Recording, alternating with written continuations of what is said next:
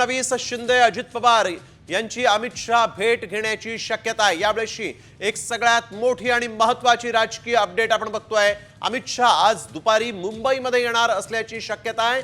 फडणवीस, शिंदे आणि अजित पवार यांची आज भेट घेतील। 5:30 वाजता देवेंद्र फडणवीस मुख्यमंत्री पदाची शपथ घेतील आणि त्याआधी दुपारीच अमित शहा हे मुंबईत येतील।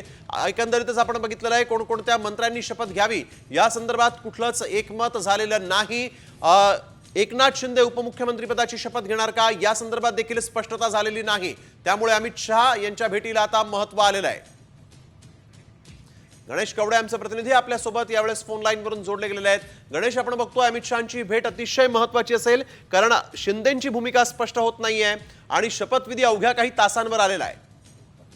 नक्कीच एकनाथ शिंदेची भूमिका आहे ती अद्यापही स्पष्ट झालेली नाही। मात्र अमित शहा आहे ते दुपारी 3 वाजता महाराष्ट्रामध्ये पोहोचतील मुंबईमध्ये आणि त्यानंतर सह्याद्री गेस्ट हाऊसला येतील आणि यानंतर तिन्ही नेत्यांमध्ये महत्त्वाची बैठक होताना पाहायला मिळणार आहे। अद्यापही कुठल्याही दुसऱ्या आमदारांना आहे ते मंत्री म्हणून शपथ घेण्यासाठी फोन या मेसेज केलेला नाही। त्यामुळे अद्यापही 3 जण शपथविधी घेतील अशा पद्धतीने सांगितलं जातं। मात्र एकनाथ शिंदे यांच्याकडून अद्यापही स्पष्ट करण्यात आलेलं नाही की शपथ घेणार आहेत की नाही। त्यामुळे एकनाथ शिंदे शपथ घेत आहेत की नाही हे देखील पाहणं आता गरजेचं आहे।